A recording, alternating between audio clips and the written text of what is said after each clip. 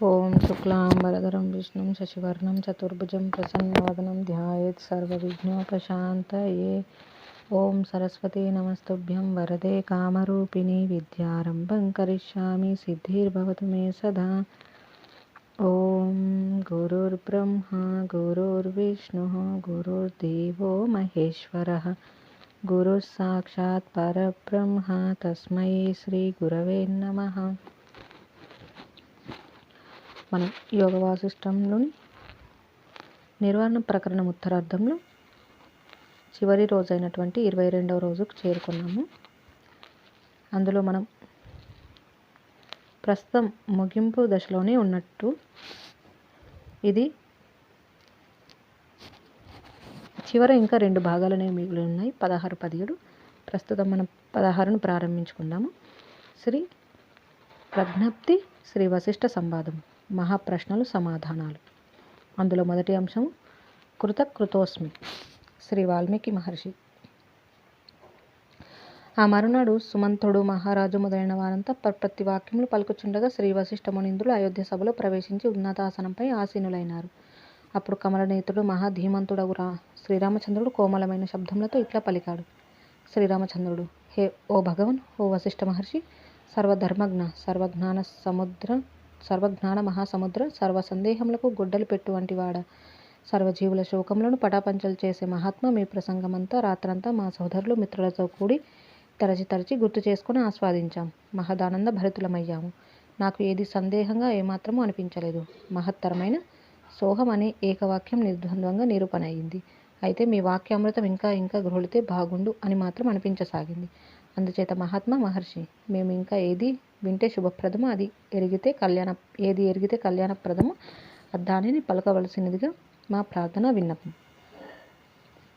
శ్రీ వశిష్ఠ మహర్షి: ఓ రామచంద్ర, నీకిప్పుడు భౌతిక బుద్ధి తొలగినదై ఆత్మబుద్ధి ప్రాప్తించింది కాబట్టి నీవింకా వినతగినదంటూ నాకు ఇంకేమీ కనిపించటం లేదు.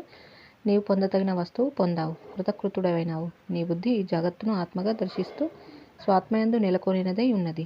ఇప్పుడు నీవు సుబుద్ధితో విచారణ చేసి నీ అంతఃకరణమును నీవు ఎట్టి వాడవని నీవు అనుకుంటున్నావు, నీకు ఇంకా వినదగినది ఏదైనా శేషించి ఉన్నదని నీవు అనుకుంటున్నావు, ఆ 2 విశేషాలు నీవే ఈ సభకు చెప్పు. ఇది ఆఖరి రోజు కాబట్టి పునశ్చరణ ఉచితమే అవుతోంది కదా. శ్రీరామచంద్రుడు: ఓ వశిష్ఠ మహర్షి, జగద్గురు, అమృత మాధుర్యంతో కూడిన మీ వాక్యులు విన్న తర్వాత నేనిప్పుడు కృతకృతుడని అయ్యాను. పరమానందమగు నా స్వరూపం నందు నెలకొని ఉన్నాను. నా స్వరూపం ప్రశాంతమై అంతటా ఆక్రమించినదే ఉన్నది. ఈ సర్వము నాయందున్నదే అగుచున్నది. ఏదో కావాలి నానున్నదేది నాకిక లేదు. మీరు చెప్పవలసినదంతా నాకు చెప్పారు. దానిని అనుసరించి నేను ఎరగవలసినదంతా ఎరిగాను. మీరు 21 రోజులు సుదీర్ఘంగా మాపై కరుణతో శ్రమ తీసుకుని ప్రసంగించారు. మీ వాక్యాలు సఫలమైనాయి. హే మహర్షి, పొందవలసిన బ్రహ్మ వస్తువును నేనిప్పుడు సర్వదా పొందబడిన దానిగా దర్శిస్తున్నాను. ఈ జగత్తు బ్రహ్మమే అనేది నా దృష్టికి సుస్పష్టంగా గోచరమవుతుంది. జీవుడు బ్రహ్మం. ఇటువంటి ద్వైతరూప భ్రమ నశించింది. దృశ్య భేదమంతా బ్రహ్మమయ అనుభవంలో విలీనమైపోయింది. మీరు చెప్పుచున్నదంతా విచారిస్తూ ఉండగా ఈ దృశ్యంగా సత్యమే అనే సంసార సత్యత బుద్ధి నశించింది. వెలుతురు రాగానే చీకటి ఎటుపోతుంది, అట్లాగే జ్ఞాన వాక్య శ్రవణం చేత నా ఇతఃపూర్వపు అజ్ఞానం ఎటు వెళ్ళిందో ఏం చెప్పను. జై శ్రీరామ్. ఈ విధంగా కృతకృత్యోస్మి అనే అంశాన్ని గురించి వివరించడం అనేది చూసాము. తర్వాత 2వ అంశము అభ్యాసం యొక్క ఆవశ్యకత. శ్రీ వశిష్ఠ మహర్షి: ఓ రామచంద్ర, నీవు చెప్పే వాక్యాలు విని నా వాక్కుకు ప్రయోజనం సిద్ధించింది అని నేను ఎంతగానో ఆనందిస్తున్నాను అయ్యా. అయితే అద్దం మరల తుడిచి అనునిత్యం పరిశుభ్రంగా ఉంచుకుంటాం కదా, అట్లాగే ఈ ఉత్తమ వాక్యములు మరల విను. ఈ దృశ్యం గురించి విశదీకరించడానికి వీలుగా మహనీయులుగా ఆత్మశాస్త్రజ్ఞులు దానిని 2 విధాలుగా విభజిస్తున్నారు. 1 రూపాత్మకమైన సంకేతములు, 2 నామాత్మకమైన సంకేతములు. రూపం అనేది ఒకటిగా ఉంటే నామము అర్థం అనేది, అందులో భాగాలు అనేవి జాతి, గుణము, క్రియ, సంస్థానము అని ఉంటాయి 4. ఈ పదార్థం గురించి చెప్పబడే జాతి, గుణ, క్రియ, సంస్థానములు 4 కూడా శబ్దభేద ప్రవృత్తిచే కల్పించబడినవి. అవి భ్రాంతి సంకేతములు, వాస్తవం కాదు. ఉదాహరణకు, నీ మెడలో ప్రకాశించే ఆ బంగారు ఆభరణం ఉన్నదనుకో. ఒకటి, ఈ బంగారం ఆభరణం ఈ బంగారు ఆభరణం ఖరీదైనది. 2 ఈ బంగారు ఆభరణం యొక్క ఆకారం చూచారా ఎంత బాగున్నది. 3 ఇది ముత్యములతో బారుగా కూర్చబడి మెడలో ధరిస్తాం. 4 ఇది మా తండ్రి గారు ఇచ్చారు. ఆయనకు మరొక రాజుచే బహుమతిగా ఇవ్వబడింది. 5 ఇది ధరిస్తే చాలా అందంగా కనిపిస్తాం. 6 ఇది మా అంతఃపురంలో నుంచి తీసుకువచ్చాను. ఇవన్నీ పదార్థముకు చేయబడిన కల్పనలే కానీ వస్తు విభాగాలు కాదు. ఇవన్నీ భ్రమ రూపంలో అవటం చేత వాస్తవమైన వస్తు ధర్మాలు కావు. కనుక అవన్నీ లేవు. వస్తుతః చూస్తే బంగారం ఒకానొక ఖనిజం. ఈ విధంగా పదార్థమునకు కల్పించబడే అర్థము మొదలు లేకపోయినప్పుడు ఇక అర్థాన్ని గురించి జనులు అనుకునేదంతా శబ్దతరంగముల వలె నిరర్ధకమే. ఈ విధంగా ఇక్కడ సర్వ పదార్థముల యొక్క రూపాత్మకమైనదంతా ఎప్పుడైతే తొలగించి చూస్తామో అప్పటిక నామాత్మకమైనది కూడా తనకు తానే నిషేధించబడుతోంది. ఈ రెండు తొలగించితే ఈ దృశ్యం వాస్తవానికి లేనిదే అవుచున్నది. అప్పుడు ఇదంతా కూడా చైతన్యం యొక్క అభాస మాత్రమే అవుచున్నది. అనగా ఈ దృశ్యమంతా కూడా స్వప్నం వలె వర్తించున్నదే అయి ఉంటుంది. ఇప్పుడు ఇక జగత్తు అనబడేది ఎక్కడున్నది? ఎప్పుడైతే ఈ భావావేశంతో కూడిన స్మరణం వంటి జాగృతిలో కనిపించేదంతా ఈ విధంగా మిథ్య అయి ఉన్నదో ఇక స్వప్నం గురించి ఏమనాలి? స్వప్నం జాగృతి యొక్క స్మరణ వంటిది మాత్రమే కదా. ఆత్మయే స్వప్నంలో స్వప్న దృశ్య రూపంగా అగుపిస్తుందని చెప్పడం అతి సులభం కదా. అనగా అక్కడ చిద్రూపమగు ఆత్మయే అన్య పదార్థ ఆకారంగా వ్యాపించి ఉన్నదని అర్థమవుతుంది. స్వప్నంలో చైతన్యంకు అన్యంగా కించిత్ కూడా ఎక్కడ ఏదీ లేదు కదా. ఏ విధంగా స్వప్న నగరం ప్రత్యేగాత్మలు నిర్మల చిదాకాశం మాత్రమే అయి ఉన్నదో ఆ విధంగానే ఈ ముల్లోకాలు కూడా రూపసహితంగా ద్రష్ట యొక్క ఉద్దేశం, భావన, అవగాహనలను అనుసరించి మాత్రమే అనుభూతమవుతున్నాయి. వాస్తవానికి ద్రష్ట దృశ్యములు రెండు చిదాకాశ రూపంలో అయి ఉన్నాయి. శ్రీరాముడు: స్వామి, చైతన్యము సర్వదా పరమ నిర్మలం కదా. మరి నిర్మల చైతన్యం నందు ఈ జడత్వం ఎట్లా రూపం పొందింది? భూమి మొదలైన వైచిత్రమంతా ఎట్లా ఏర్పడింది? ఈ ఎదురుగా జగత్తులో కనబడుచున్న ఈ పర్వతాలు, జలము, శిలలు, అగ్ని, వాయువు, క్రియ, కాలము, శూన్యము, నిత్యాకాశము, చిత్తాకాశము ఇవన్నీ ఎట్లా సంభవిస్తున్నాయి? హే మహర్షి, ఇవన్నీ మీరు ఇతఃపూర్వం సవివరంగా చెప్పియే ఉన్నారు. నేను మీ ప్రవచనానుసారం ఎరిగియే ఉన్నాను. అయినా కూడా ఆత్మ సంభావన తొలగి మరింతగా పరిపూర్ణంగా అవ్వాలనే ఉద్దేశంతో ఈ ప్రవచనం ముగియవస్తున్న సమయంలో మరల మీ వాక్కు వినాలని అనిపించి అడుగుచున్నాను. కనుక బోధాభివృద్ధి కొరకై మరల మీ అమృత వాక్కును ప్రసాదించమని వేడుకుంటున్నాను. శ్రీ వశిష్ఠ మహర్షి: అట్లాగే. అయితే నీకు ఈ విశేషాలు చెప్పడానికి ముందుగా నేను ఒక ప్రశ్న అడుగుతాను, సరేనా? శ్రీరాముడు: స్వామి, అట్లే అగుగాక. శ్రీ వశిష్ఠ మహర్షి: స్వప్నంలో కూడా మహానగరం, భూమి, ఆకాశం, జలం, అగ్ని, వాయువు, దిక్కులు, కాలము, క్రియ, కార్యకారణ వ్యవహారం కనిపిస్తున్నాయి కదా. ఆ స్వప్న సమయంలో అవన్నీ నిజమే అనుకుని నీవు కానీ మరొకరు కానీ అనుభవించడం జరుగుతుంది కదా. ఇప్పుడు చెప్పు, అవన్నీ కూడా ఎట్లా ఏర్పడి అక్కడికి వచ్చాయి?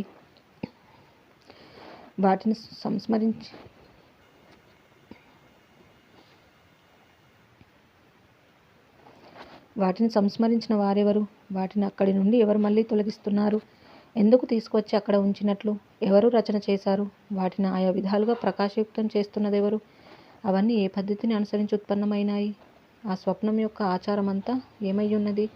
అందులో కనిపించిన నగరాదుల యొక్క అసలు స్వరూపం ఏమిటి? శ్రీరాముడు: స్వామి, అర్థమయ్యింది. ఈ జగత్తు కూడా స్వప్నరూపం వంటిది. స్వప్నరూపమగు ఈ జగత్తు యొక్క స్వరూపం కేవలం నిరాకారము, నిరాశ్రయమైనట్టి చిదాకాశమే అయి ఉన్నది. ఈ కనబడే భూమి, పర్వతాలు, ఆకాశం, నగరాలు, దేహములు, నామరూపములు ఇవన్నీ సత్యము కాదు. నిరాకారము, నిరాధారమగు చిదాకాశమే అన్ని రూపాలుగా కనిపిస్తోంది. నిరాకారమైన చిదాకాశమునకు మరొక ఆధారం యొక్క ఆవశ్యకతే లేదు. మనస్సే స్వప్న రూపమే ఉంటుంది కదా. అట్లాగే స్వప్న దృశ్యం లాగానే ఈ దృశ్య జగత్తు కూడా వాస్తవానికి ఒక ఇంత కూడా లేదు. చైతన్యం యొక్క ఒకనొక చమత్కారమైన స్ఫురణయే స్వప్నం లాగానే ఈ జగత్తులో ఈ జగదాకారంగా స్థితి పొందినదై ఉన్నది. అంతేగాని ఈ జగత్తుగా కనిపించేదంతా మరింకొకటి ఏదో అయి ఉండలేదు. ఎవరో కల్పించి ఏర్చి కూర్చి ఇక్కడ అమర్చినది కాదు. తత్వజ్ఞానంను ఎరిగి అనుభూతం అనర్చుకున్న వారికి ఇక్కడి ఆకాశ, భూ, జల, నగర, ప్రాణ దేహాదులన్నీ చైతన్యం యొక్క స్ఫురణ మాత్రంగానే నిస్సందేహంగా కనిపిస్తున్నాయి. చైతన్యమే శూన్య రూపం, చైతన్యమే ఆకాశం, చైతన్యమే కఠిన రూపమే శిలగా కనిపిస్తోంది. అదే ద్రవ రూపమే జలంగా వర్తిస్తోంది. వస్తుతః చూస్తే భూమి మొదలైనవి కానీ, దృశ్యం మొదలుగా గలిగినవి కానీ కించిత్ కూడా లేనిలేవు. ఇదంతా కూడా ఏకము అనంతమగు చిదాకాశమే అయి ఉన్నది. చిదాకాశ రూపంగానే ఇది వర్తిస్తోంది. నిర్మల సముద్ర జలమంతా ఏకరూపమే అయినప్పటికీ తరంగము, బుడగలు, నురుగు, ఆవర్తనము, సుళ్ళు ఈ విధంగా ఏకానేక రూపాలుగా అనిపిస్తోంది కదా. అట్లాగే చిదాకాశము సర్వదా ఏకమే అయి ఉండి కూడా తన యందు ఈ జగత్తు రూపంగా నానా విధములుగా భాసిస్తోంది. అయినా కూడా చైతన్యము తన యొక్క పరమార్థ రూపమును ఏమాత్రం కూడా ఎక్కడ త్యజించటమే లేదు. ఆవర్తములుగా కనిపిస్తున్నప్పటికీ జలము తన జలత్వ ద్రవత్వ ధర్మములను కోల్పోతుందా? లేదు కదా. అట్టి చిదాకాశమే తన యొక్క కాఠిన్యమును గురించిన అనుభవంతో భూమి పర్వతాది రూపంగాను, శూన్యమును గురించిన అనుభవంతో ఆకాశాదులు కానీ, ద్రవత్వంతో గురించిన అనుభవంతో జలాదులు గాను, స్పందత్వంతో గురించిన అనుభవంతో వాయువు గాను, ఉష్ణత్వమును గురించిన అనుభవంతో అగ్ని రూపంగాను తనను తాను ఎరుగుచున్నది.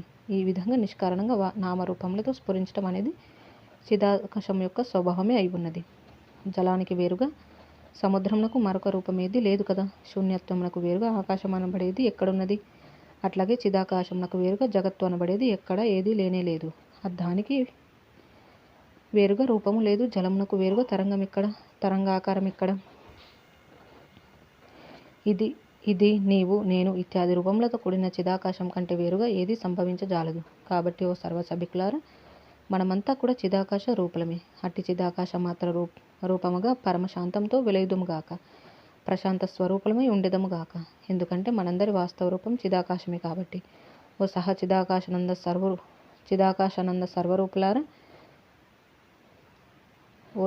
చిదాకాశానంద స్వరూపులారా, మనమంతా రోజు స్వప్నం చూస్తున్నాం. అట్టి స్వప్నంలో దేహం లేకుండానే నిరాకార రూపమై అగ్ని, కొండ, ఇల్లు, వాకిలి ఇవన్నీ మనమే రచించుకొని తత్సంబంధమైన అనేక క్రియలను నిర్వర్తిస్తున్నాం కదా.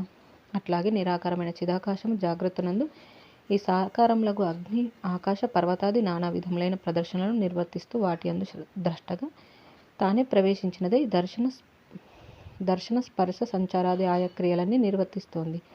ఈ విధంగా సర్వజీవులు చిదాకాశ రూపులే గాని భౌతిక దేహ పరిమితులు కాదు. స్వప్నంలో భౌతిక దేహం లేకుండానే స్వప్నద్రష్ట చైతన్యం దేహాకారముల వలె ప్రకటనమవుచున్నట్లే సృష్టాది అందు చిదాకాశము జగదాకారంగా ఉదయించుచున్నది అగుచున్నది. వాస్తవానికి చిదాకాశం జగదాకారంగా ఆగుటయే లేదు. జగత్తుకు కారణం అనేదే లేదు. అందుచేత అజ్ఞానం చేత చైతన్యమే జగదాకారంగా కనిపిస్తోంది. జగదాకారంగా కనిపించేదంతా సుజ్ఞానం చేత చైతన్యంగా అనిపిస్తోంది అని మనం అందరం ఈ మహర్షి వాక్య మననం చేత గమనిస్తూ ఉందాం. ఓ సహసభికులారా, ఈ మనస్సు, బుద్ధి, చిత్తము, అహంకారాలు, పంచభూతాలు, పర్వత నగరాదులు, ఈ 10 దిక్కులు, యథాస్థితిలో కనిపించే సమస్త ప్రపంచం ఇదంతా శిల యొక్క అంతర్భాగము వలె మౌనమయమై ఉన్నాయి. ఇవన్నీ కూడా వాక్కుకు విషయమే కానట్టి చిదాకాశమే అయి ఉన్నది. ఈ ప్రకారంగా వాస్తవానికి ఇక్కడ ఏది కూడా కొంచెం కూడా ఉత్పన్నం అవటం లేదు, నశించటము లేదు. యథారీతిగా స్థితి కలిగి ఉన్న ఈ జగత్ రూపమంతా కూడా చిద్బ్రహ్మాత్మలు సద్బ్రహ్మ రూపంగానే వెలుచున్నది. చైతన్యంలో గల ఈ జగత్ స్వరూప స్ఫురణయే ఇదంతా. చిత్స్వరూపం యొక్క విజృంభణమే ఈ జగత్తు. జలం, ద్రవంలాగా చైతన్య జగత్తులు ఏకరూపమే అయి ఉన్నాయి. ఇంకా పొందవలసినదేమున్నది, తొలగవలసినదేమున్నది?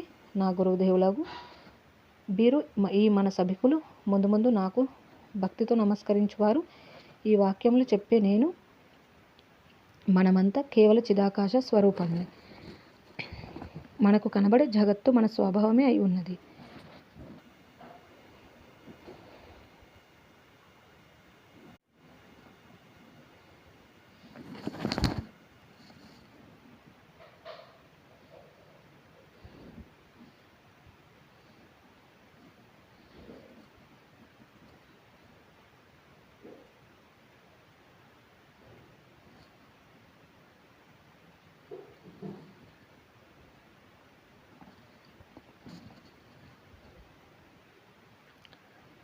మనమంతా కేవల చిదాకాశ స్వరూపులమే. మనకు కనబడే జగత్తు మన స్వభావమే అయి ఉన్నది.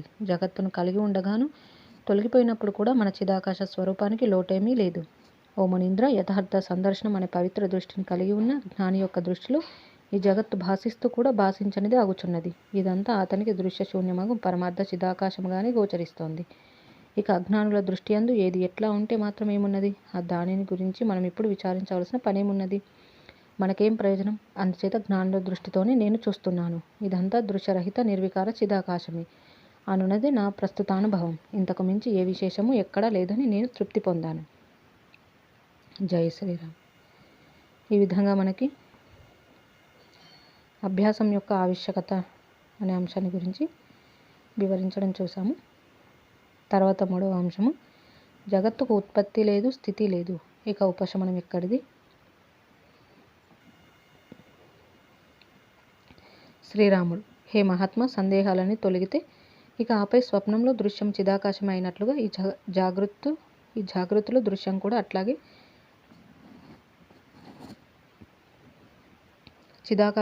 చిదాకాశ రూపమైన సుస్పష్టంగా తెలియవస్తుంది. అందుకు ఏవైనా సందేహాలు ఉంటే వాటిని తొలగించుకోవటమే అధ్యాత్మ శాస్త్రం యొక్క అధ్యయనోద్దేశం. మీరు అన్ని సవివరణంగా చెప్పారు. ఇక సందేహం అంటూ ఏది మిగిలనే లేదు. అయినప్పటికీ మరికొంత మీ వద్ద నుండి వింటే బాగుంటుందని మా మనస్సు ఇంకా ఉత్సాహపడుతోంది. అందుచేత మాత్రమే ఇక్కడ ఒక ప్రశ్నను మన ఈ సంవాదంలోనికి తీసుకొని వస్తున్నాను. చిన్మాత్రము దేహరహితము, కూటస్థము అద్వయము కదా. అట్టి చిన్మాత్రము జాగ్రత్త, స్వప్న, సుషుప్తి సమయాలలో జాగ్రత్త దేహము, స్వప్న దేహము ఎందుకు ధరిస్తోంది? ఈ ప్రశ్నకు సమాధానం ప్రసాదించ ప్రార్థన. శ్రీ వశిష్ఠ మహర్షి: ఓ రామచంద్ర, జాగ్రత్త స్వప్నములలో రెండింటిలో కూడా దృశ్యము కారణరహితమై ఉత్పన్నమవుతోంది. కాబట్టి ఇదంతా శూన్యమే ఆధారంగా కలిగి ఉన్నది, అనగా శూన్యరూపమే అయి ఉన్నది. అట్టి శూన్యమునకు ఆధారం ఏమిటి? పరబ్రహ్మమే గాని మరింకొకటి ఏది కాదు. కాబట్టి ఈ జగద్రూపము వివర్తం వల్ల బ్రహ్మ యొక్క అద్వైత తత్వమునకు వచ్చే హాని ఏదీ లేదు. సృష్టాదులు పరబ్రహ్మమునకు వేరుగా మరింకేది శేషించే ఉండదు. బ్రహ్మమునకు వేరే పంచభూతాలు అనే కార్యం సంభవించజాలదు. పంచభూతాలే లేనప్పుడు ఇక ఈ భూమి దేహములు ఎక్కడివి? కాబట్టి పంచభూత సమూహంగా కనిపిస్తున్న ఈ దేహాలన్నీ సృష్టాది నుండి చిదాకాశ రూపంలో అయి ఉన్నాయి. చిదాకాశమే స్వస్వరూప మాత్ర స్ఫురణము అను మాయ గుణముచే ఆకారవంతంగా విక్షుబ్ధమై ఈ జగత్తు యొక్క అభాసను తన యందు తానే గాంచుచున్నది. చిదాకాశం యొక్క అభాసయే లేక స్ఫురణే స్వప్న దర్శనం. జగదాకారమగు చిదాకాశం యొక్క అభాసయే స్వప్నము, వివర్తము, జగత్తు. ఇటువంటి శబ్దములతో చెప్పబడుతుంది. జాగ్రత్త చిదాకాశమునందు స్వకీయమైన భావావేశం చేత స్థూల రూపంగా భాషించే నామరూపాత్మక వస్తుతత్వం. స్వప్నము చిదాకాశమునందు సూక్ష్మరూపంగా భాషించే జగద్రూపం. వాస్తవానికి ఈ రెండు కూడా నిర్మల చిదాకాశ రూపంలో అయి ఉన్నాయి. చిద్రూపమే తన యొక్క వ్యాపం అనే చిత్ స్వభావ స్ఫురణ యందు ఈ భిన్న విభిన్నములైన ఆకాశము, భూమి, గ్రామం, నగరం ఇత్యాది నామములన్నీ కల్పించుకుంటోంది. ఈ ప్రకారంగా 1 చిదాకాశం యొక్క స్ఫురణే స్వప్న జగత్ రూపం, జాగ్రత్త జగత్ రూపం అనే శబ్దములచే చెప్పబడుతుంది. 2 అట్టి స్ఫురణ అనబడేది అధిష్టాన దృష్టిచే ఆ చైతన్యం యొక్క స్వభావమే అయి ఉన్నది. ఓ సభికులారా, ఈ స్వప్న జాగ్రత్తలు జనించినప్పుడు, జనిస్తున్నప్పుడు, నశిస్తున్నప్పుడు కూడా చిదాకాశం యథాతథం. ఆ మన చిదాకాశ స్వరూపం జనించదు, నశించదు. శూన్యత్వం ఆకాశం నందు వర్తిస్తుంది చూచారా? అట్లాగే బ్రహ్మ ఆకాశం నందు బ్రహ్మరూపంలో అగు భిన్న భిన్న సృష్టులు జనిస్తున్నాయి, ఉంటున్నాయి, నశిస్తున్నాయి. శ్రీరాముడు: మహాత్మ, మీరు ఆయా లీలోపాఖ్యానం మొదలైన ఉపాఖ్యానాలు చెప్పుచున్నప్పుడు అనేక రకములైన బ్రహ్మాండముల గురించి చెప్పి ఉన్నారు. అందులో కొన్ని భౌతికములు, మరికొన్నేమో మానసికములు, కొన్ని వాయుగోళములలోను, కొన్ని తేజకోశంలోను, కొన్ని శిలలోను, ఇంకా ఎక్కడెక్కడో ఉన్నాయి కదా. ఈ భూమి ఊర్ధ్వంలో పాదములు, అధోభాగంలో శిరస్సు కలిగి ఉన్నది అనేక జీవరాశులతో నిండి ఉన్నది. ఆయా బ్రహ్మాండములు కొన్ని గృహాకాశంలోను, మరికొన్ని పక్షుల వలె ఆకాశంలో వేలాడుతూ ఉన్నాయి. స్వామి, అటువంటి అనేక సృష్టిలలో మనం ఉన్న ఈ బ్రహ్మాండం ఏ రీతిగా స్థితి కలిగి ఉన్నదో అది తెలుప ప్రార్థన. శ్రీ వశిష్ఠ మహర్షి: ఓ రామచంద్ర, మన సంభాషణకు ముఖ్య విషయం బ్రహ్మవస్తువు కదా. అట్టి బ్రహ్మం అనునిత్యమైనది, పూర్వం లేనిది, ఇప్పుడు క్రొత్తగా లభించేది కాదు. అదృష్టం భౌతికమైన కళ్ళకు కనిపించేది కాదు. నానుభూతం ఇంద్రియములకు అనుభూతం అయ్యేది కాదు. మనసుకు కూడా అది విషయం కాదు. నావశ్రుతం ఎవరైనా చెప్పితే తెలిసేది కాదు. అది ప్రత్యక్షము, అనుమానము, ఆగమము మొదలైనవన్నీ ప్రమాణాలకు అతీతమైనది. అట్టి పరబ్రహ్మమును ఉత్తమ గురువు అనేక దృష్టాంతముల సహాయంతో బోధిస్తున్నారు. ఉత్తమ శిష్యుడు శ్రవణ మనన నిధిధ్యాసలచే చింతించుచు క్రమంగా గ్రహిస్తున్నాడు. ఇక ఈ మన బ్రహ్మాండం గురించి అంటావా? ఈ బ్రహ్మాండం గురించి జ్యోతిష్యాది శాస్త్రాలు అనేక విశేషాలు విశదీకరించి చెప్పుచున్నాయి. అట్లాగే మునుల చేత, దేవతల చేత అనేక వర్ణనల ద్వారా విశదీకరించబడుతోంది. అవన్నీ నీవు విద్యాధ్యయన సమయంలోనూ, మన ఈ సంవాద సందర్భంగాను అనేక విషయాలు వినటం జరిగింది కనుక నీవు ఎరిగియే ఉన్నావు. ఇక ఈ బ్రహ్మాండం ఏ ప్రకారంగా స్థితి కలిగి ఉన్నదో అదంతా కొత్తగా ఇప్పుడు చెప్పవలసినది ఏమీ లేదు. ఈ బ్రహ్మాండం చిదాకాశ స్వరూపమే. అట్లాగే తదితర బ్రహ్మాండంలో కూడా ఇటువంటి బ్రహ్మాండముల వ్యవహారం అంతా కూడా పరబ్రహ్మం యొక్క స్వభావమై పరబ్రహ్మమునకు అనన్యమై ఉన్నాయని మాత్రం ఇప్పుడు గ్రహించు. శ్రీరాముడు: అయితే హే మహర్షి, చిదాకాశ రూపముకు బ్రహ్మము ఈ బ్రహ్మాండాకారంగా ఎట్లా కూర్చున్నదో చెప్పండి. ఈ బ్రహ్మాండం ఎంతటి పరిమాణం కలిగి ఉన్నదో, ఎంత కాలం వరకు ఇది ఈ ప్రకారంగానే ఉంటుందో అట్టి వివరాలు తెలుప ప్రార్థన. శ్రీ వశిష్ఠ మహర్షి: ఓ రామచంద్ర, బ్రహ్మము ఆది మధ్యాంతరహితము, నిత్యము, అవ్యయము. అట్టి బ్రహ్మరూపమగు బ్రహ్మాకాశమునకు ఆది మధ్య అంతం అనునవేవి లేవు. అధ్యానందు ఆకారమని వికారమే లేదు. అట్టి బ్రహ్మాకాశం అనాది, అనంతం, అవ్యయం, సర్వవ్యాపకం అయి ఉన్నది. ఇక ఈ జగత్ అంటావా, అది బ్రహ్మమే అయి ఉన్నది. కాబట్టి ఈ జగత్తు కూడా ఆద్యాంతరహితమై సర్వవ్యాపకమై వెలుచున్నది. ఆ పరమ చిదాకాశము తన యందలి తన యొక్క స్ఫురణకు తానే స్వయంగా జగత్తు అనున్నదిగా పొందుచున్నది. అయితే జగత్తు అనబడేది చిదాకాశమునకు అన్యంగా మిథ్యయే. మనుజునకు స్వప్నంలో ఒక నగరం కనిపించటం ఎటువంటిదో ఈ దృశ్యం కూడా అటువంటిదే. చైతన్యం యొక్క స్ఫురణయే ఈ జగత్తు అని విఘ్నులు సుస్పష్టంగా నిర్వచిస్తున్నారు.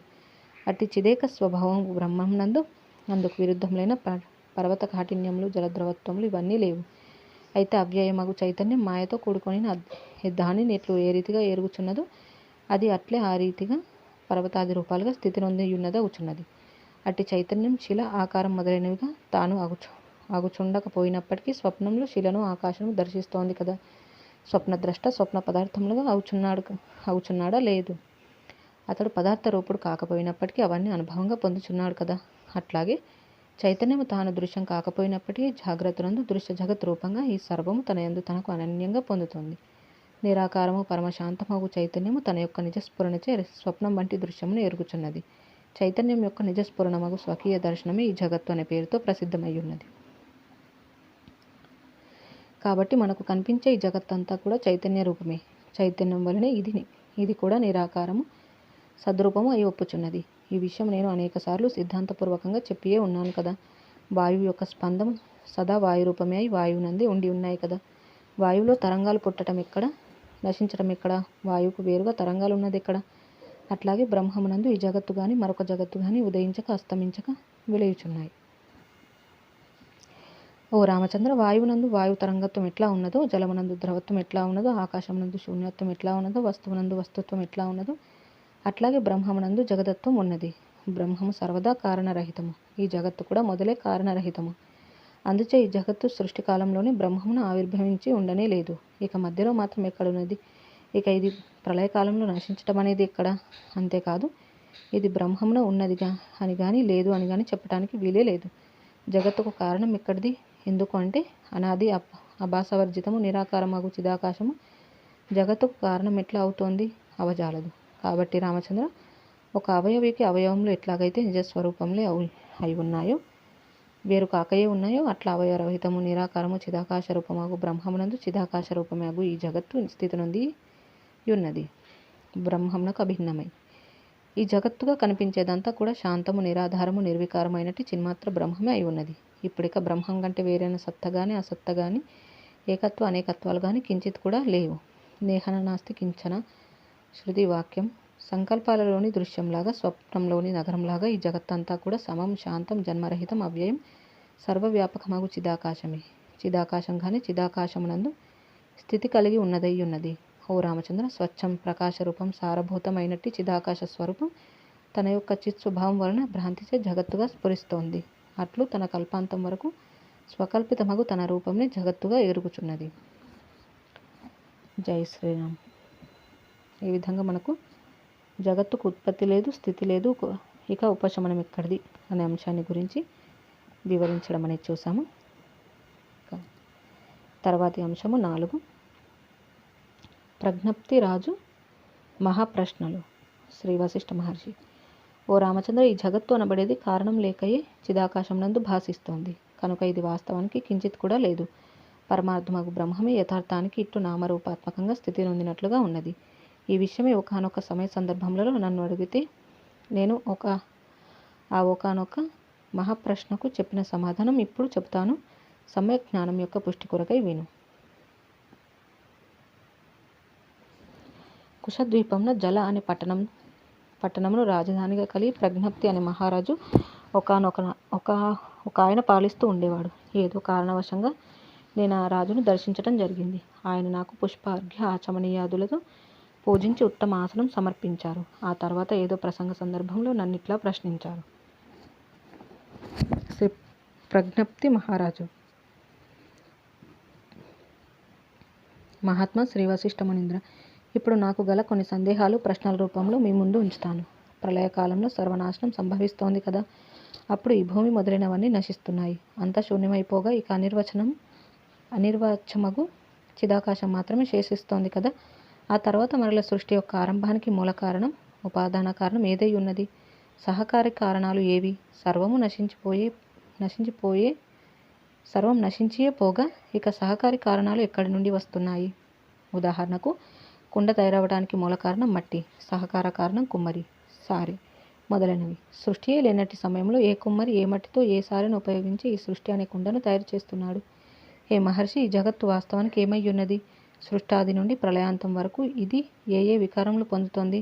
ఈ సృష్టిలలో కొన్ని నిరంతరం చీకటితో నిండి ఉన్నాయి. కొన్ని ఆకాశము సముద్రములను కలిగి ఉండి అనేక క్రిమికీటకములకు ఆలవాలమై ఉన్నాయి. మరికొన్ని ఆకాశ కోశంలో ఉన్నాయి. ఇంకొన్ని శిలల యొక్క గర్భభాగంలో ఏర్పడినవై ఉన్నాయి. అసలు ఈ వైచిత్రమంతా ఏమిటి? దీనికంతా కారణం ఏమిటి? ఈ భూమి మొదలుగా గల పంచభూతాలు ఎక్కడి నుండి వచ్చాయి? అటువంటి ఈ భూమిపై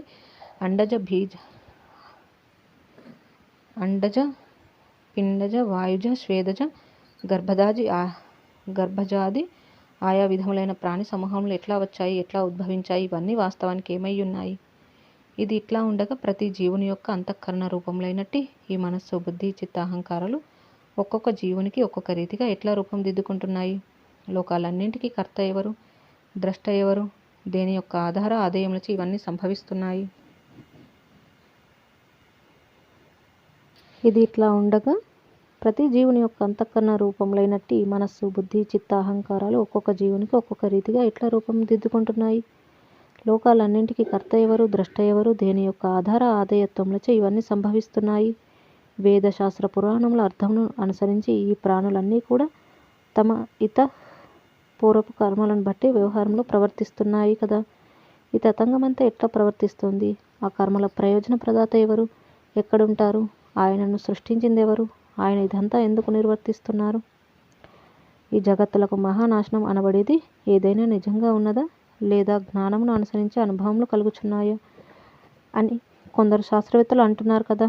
అనగా జ్ఞానమే దేహాదులకు కారణమా, లేక ఈ దేహాదుల నిర్మాణమునకు మరొకటి ఏదైనా కారణం ఉన్నదా?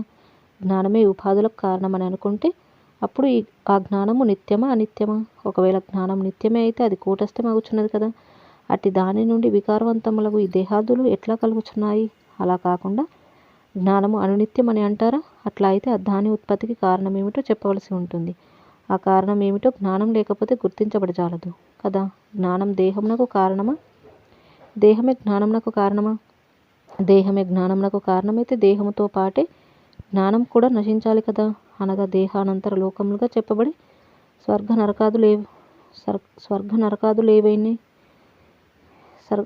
నరకాదులు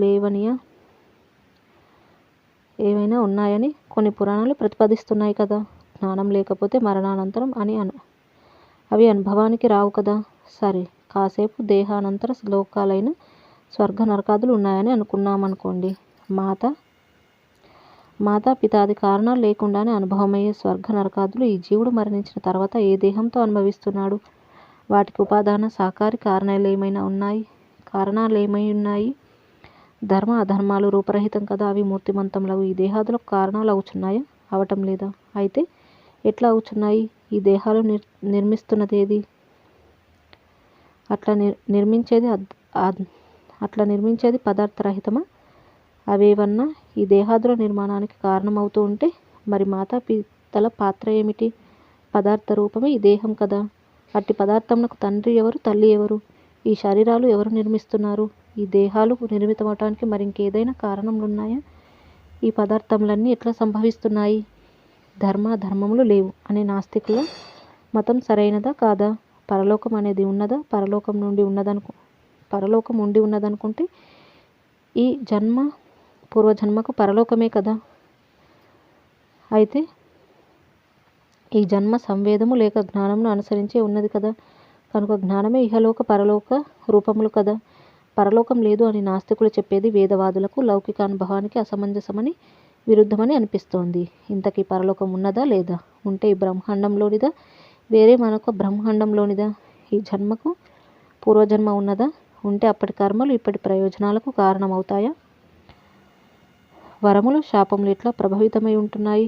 శాస్త్రములు ఇది చేయండి, ఇది చేయకండి అని విధి నిషేధములు ప్రకటిస్తున్నాయి.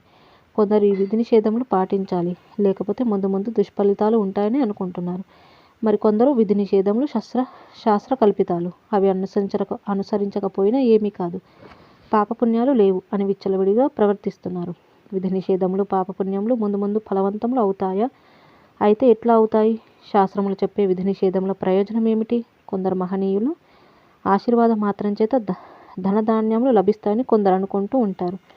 అట్లా మునులు మొదలైన వారు ఆశీర్వదించినంత మాత్రం చేత ధనాదులు నిజంగా లభిస్తాయా? ఎట్లా లభిస్తాయి? కష్టాలు, విఘాతాలు, నిరోధాలు తొలుగుతాయి అంటారు. ఎట్లా తొలుగుతాయి? శృతులలో కొన్ని పరస్పర విరుద్ధములైన అర్థములు ప్రతిపాదించే కొన్ని మూల సూత్రాలను వేరువేరు చోట్ల చెప్పుచున్నాయి. మయాంతు ప్రకృతిం విద్ధి మాయినంతు మహేశ్వరం. ఈ జగత్తు ప్రకృతి మాయ అయి ఉన్నది.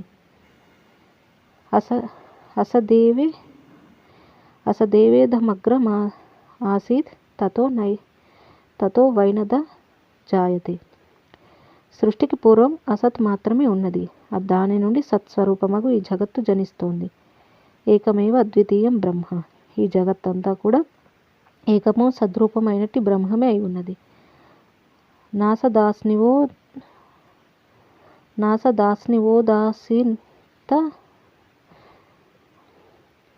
నాసదాస్నివో సదాస్తిదత్తాని. ఈ సృష్టికి పూర్వం సత్తు గాని అసత్తు గాని లేదు.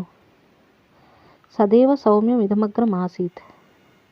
ఈ సృష్టికి పూర్వం సత్ మాత్రమే ఉన్నది. ఇవన్నీ పరస్పరం అసంగతంగాను పరస్పరం విరుద్ధంగాను ఎందుచేత శృతులలో వేదములలో చెప్పబడ్డాయి? సృష్టాదిలో అంతా పదార్థశూన్యం కదా. అట్టి పదార్థశూన్యమగు చిదాకాశం నుండి సాకారుడు గుణసమన్వితుడు బ్రహ్మదేవుడు ఎట్లా ఉత్పన్నమైనాడు? చిదాకాశానికి బ్రహ్మదేవుడు ఉదయించటం అనే చమత్కారం కలిగే ఉన్నదంటారా? అట్లా అయితే చిదాకాశం సర్వత్రా సర్వదా వర్తిస్తోంది కదా. మరి సర్వస్థానంలో నుండి బ్రహ్మదేవుడు ఉత్పన్నం అవటం లేదేం? చిదాకాశము సర్వదా ఏకైకం కదా. దాని నుండి ఉదయించిన ఔషధములు, ఆమ్ల క్షార లవణములు గల మొక్కలు భిన్న భిన్నములుగా ఉంటున్నాయి. చిన్న చిన్న బీజములను ఉత్పన్నం చేసే వేరువేరు స్వభావములు కలిగి ఉంటున్నాయి. అట్లాగే అగ్ని ఉష్ణంగాను జలం శీతలంగాను పరస్పర విరుద్ధ స్వభావములు ఎట్లా ఏర్పరచుకొని ఉంటున్నాయి? ఈ జగత్తంతా మనోభావన మాత్రము. ఏ జీవుడు దేనికైనా తీవ్రంగాను సుదీర్ఘంగాను భావన చేస్తే అది అట్లే పొందుతూ ఉంటాడు అని ఉపనిషత్తులు మొదలైన వేదాంత విభాగాలు చెప్పుచున్నాయి. ఒక వ్యక్తి తీర్థములను ఇష్టదైవమును సేవిస్తూ ఈ నా శత్రువు నశించాలి అని కోరుకుంటున్నాడనుకోండి.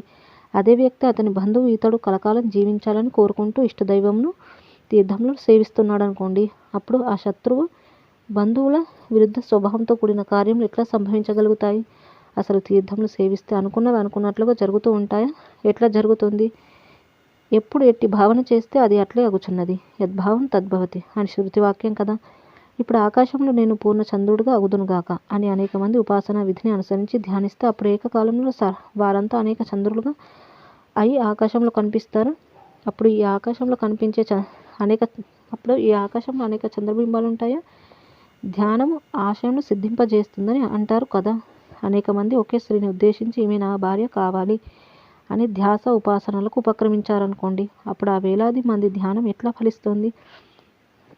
భిన్న భిన్న గృహములలో వేరువేరుగా అయి ఆమె వారందరికీ గృహిణిగా వర్తించజాలదు కదా. ఇది ఇట్లా ఉండగా ఆ స్త్రీ నేను బ్రహ్మచారినిగా ఉండాలి అని తపస్సు ధ్యానంలోకి ఉపక్రమించిందనుకోండి. ఇప్పుడు ఆమె బ్రహ్మచారినిత్వము బహుభార్య భోగ్యత్వము రెండు ఎట్లా పొందగలుగుతోంది? ఒక దంపతులలో భార్య ఇతడు ఈ గృహం నుండి ఎప్పటికీ బయటకు వెళ్ళకూడదు అని, భర్తేమో నేను సప్త దీపములతో కూడిన ఈ భూమండలములకు చక్రవర్తి కావాలి అని ఒకేసారి ఉపాసనకు ఉపక్రమించి తపోధ్యానములు ప్రారంభించారనుకోండి. అప్పుడు ఆ ఇద్దరి ఆశయము ఒకేసారి సిద్ధించడం ఎట్లా? ఆ భార్య కోరికను అనుసరించి భర్త ఇంట్లోనే ఎట్లా ఉంటాడు? భర్త తన ఆశయం అనుసరించి సప్త దీపములతో కూడిన భూమండలం ఎట్లా పరిపాలిస్తాడు? కొందరు వారి తండ్రి తాతలను ఉద్దేశించి పితృకార్యాలు నిర్వర్తిస్తున్నారు, దాన ధర్మ తపస్సులు సమర్పిస్తున్నారు. అటువంటి ఔర్ధ్య దైహిక కర్మల ప్రయోజనం వారు నిర్వర్తించిన చోటే ఉత్పత్తి అవుతాయి కదా. అట్టి క్రియాఫలాలు పరలోకం ఎట్లా ప్రయాణిస్తాయి? ఊర్ధ్వలోకాలలో గల పితృదేవతలను ఎట్లా చేరుతాయి? ఈ శరీరాలు కనబడుచున్నాయి, మరి పుణ్యపాపాలు కనిపించటం లేదు. కంటికి కనబడని పుణ్యపాపాలు కంటికి కనిపించే దేహాలపై ప్రభావం ఎట్లా చూపుతాయి? ఈ జీవుడు ఇహ పరలోకాలలో అమూర్తిమంతుడై ఉన్నాడు. దేహికి ఆకారం లేదు కదా. ఇక దేహం ఆకారం కలిగి ఉన్నది. ఏ దేహంతో పాపపుణ్యాలు చేస్తున్నాడో ఆ దేహం ఇక్కడే నశిస్తోంది. ఆకార సహితమైన దేహంతో చేసే పుణ్యపాపాలు దేహం నశించిన తర్వాత ఇక ఆకారరహితుడగు దేహిని వెన్నంటి పరలోకంకు ఎట్లా ప్రయాణిస్తాయి? అసలు ఈ పుణ్యపాపాలు మరణానంతరం, దేశానంతరం, కాలానంతరం ఫలాలు ఎట్లా ఇవ్వగలుగుచున్నాయి? హే మహాత్మా వశిష్ఠ మహర్షి, నాకు ఇక్కడ అనేక అసమంజసమైన విశేషాలు కనిపిస్తున్నాయి. ఇవన్నీ నాకు అనేక సందేహములను కలుగజేస్తున్నాయి. హే మహానుభావ, మీ అమృతతుల్యమైన వాక్కుచే నా ఈ సందేహం తొలగించండి. ఇవన్నీ నేను చాలామందిని అడిగాను, అయితే సందేహాలు తీరలేదు. స్వామి పరమాత్మ వస్తువు యొక్క ఉపదేశం పొందితే అన్ని అనుమానాలు అవే పోతాయి అని మా రాజ్యంలోని పెద్దలు అంటూ ఉంటారు. దానిచే ఉభయలోకములలో శ్రేయస్సు లభిస్తుందని విన్నాను. ఆత్మతత్వం యొక్క ఉపదేశం గ్రహిస్తే విరుద్ధ ఫలములన్నీ అవిరుద్ధంగా అయిపోతాయి అని విని ఉన్నాను. కాబట్టి నాకు పరమాత్మ వస్తువు బ్రహ్మమును గురించి బోధించండి. ఎందుకంటే తమ వంటి మహాపురుషులతో ఈ కొద్దిసేపు సాంగత్యం వృధా కాకూడదు కదా. మీతో ఈ సాంగత్య సంభాషణలు నాకు మహత్తరమైన ప్రయోజనమును ప్రసాదించగలవని ఎరిగే ఉన్నాను.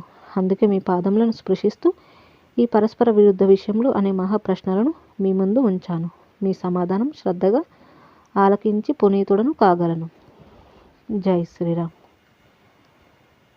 ఈ విధంగా మనకి జ్ఞప్తిరాజు మహాప్రశ్నలు అని చెప్పడం, తనకు కలిగినటువంటి ఆ యొక్క సందేహాలను గురించి ఎన్ని ప్రశ్నలు అనేది అడిగారు అనేది మనం చూసాము. వాటికి వశిష్ఠుల వారు ఏం సమాధానాలు చెప్తారు అనేది ఇక తర్వాత తెలుసుకుందాము. ఇంతటితో ముగించుకుందాము. జై శ్రీరామ్. కాయేన వాచ మనసేంద్రియైర్వా బుద్ధ్యాత్మనా వా ప్రకృతే స్వభావాత్ కరోమి యద్యత్ సకలం పరస్మై నారాయణాయేతి సమర్పయామి. స్వస్తి. ఓం తత్సత్. ఇది